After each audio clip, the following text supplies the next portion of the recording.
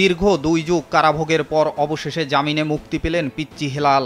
বৃহস্পতিবার রাত 10টার দিকে কাশিমপুর হাই সিকিউরিটি কারাগার 4 থেকে বের হন তিনি। পুলিশের শীর্ষ সন্ত্রাসীর তালিকায় নাম ছিল ছাত্রদলের এই নেতার।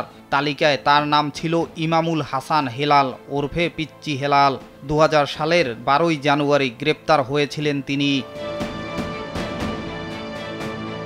ইমামুল হাসান হেলাল ছিলেন মোহাম্মদপুর থানা ছাত্রদলের সাধারণ সম্পাদক, মহানগরের যুগ্ম সম্পাদক এবং কেন্দ্রীয় কমিটির সহ সাধারণ সম্পাদক। বিএনপি ঘোষিত সব কর্মসূচি হেলালের নেতৃত্বে মোহাম্মদপুর এলাকায় সম্পন্ন হতো।